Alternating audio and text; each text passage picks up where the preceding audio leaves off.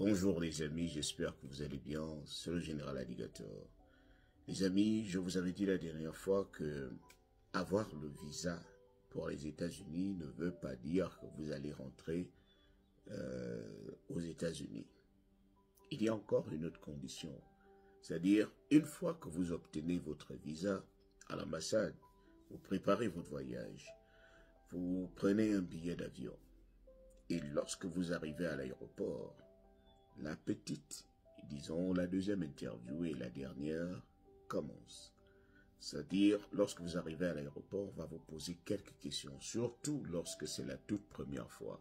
On va forcément vouloir savoir exactement ce que vous venez faire aux États-Unis.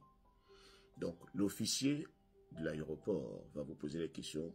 Qu'est-ce que vous venez faire ici? Ce sera pour combien de temps? Vous allez où exactement? Combien d'argent avez-vous sur vous? Quoi encore? Chez qui vous allez? Qu'est-ce que vous allez faire exactement? C'est juste une petite interview de 2 minutes. C'est quelques petites questions seulement. Juste pour se rassurer que lorsque vous venez aux États-Unis, vous n'avez pas, par exemple, si vous venez en tant que visiteur, juste pour se rassurer que vous n'avez pas l'intention de rester, que vous avez l'intention de retourner. Et je vous disais la dernière fois que lorsque vous venez en tant que visiteur, il est impératif, sinon judicieux, de prendre un billet d'avion aller-retour.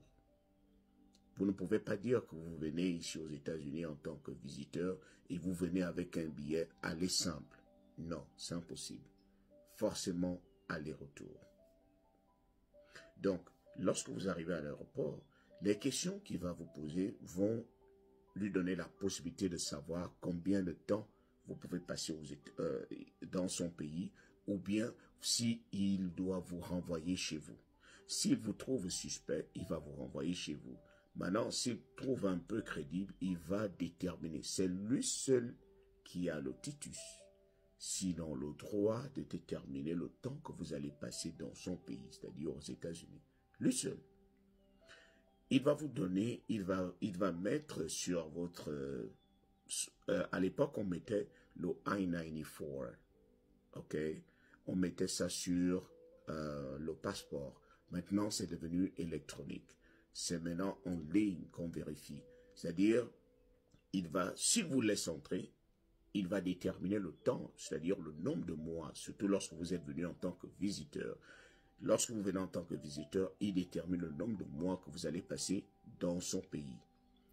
C'est à lui de décider si c'est 2 mois, 3 mois, 4 mois, 1 mois ou 6 mois. Moi, je me rappelle à l'époque, j'étais rentré, on ne m'avait pas mis le I-94 sur le passeport et je ne savais pas exactement le temps qu'on m'avait donné. Ce n'est qu'après, je vous assure, j'étais rentré au mois d'août.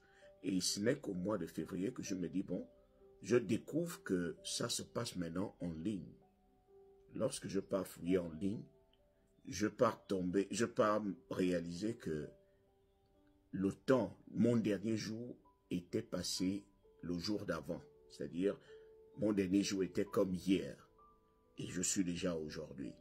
Je voulais saisir aussi les services d'un avocat à l'époque pour qu'il m'aide à prolonger mon séjour. Et lorsqu'il est allé vérifier, il me dit, mais ton dernier jour était censé être hier. Tu es déjà dans l'illégalité.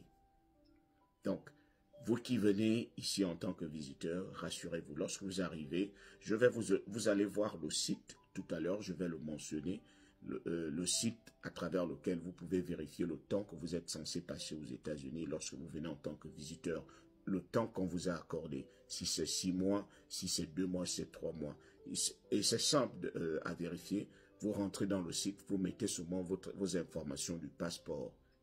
Et ça apparaît 6 mois, 2 mois, 3 mois. Parce que c'est le seul qui est habilité à vous dire combien de temps vous passez aux États-Unis. Ne soyez pas dupes, ne cherchez pas à rester plus longtemps. Ne soyez pas surpris après que... Oh, je ne savais pas que j'étais dans l'illégalité et on va vous bannir pendant 10 ans parce que vous auriez enfreint une loi des États-Unis. Donc, c'est mieux lorsque vous rentrez, vous savez déjà le nombre de mois que vous avez à passer ici aux États-Unis.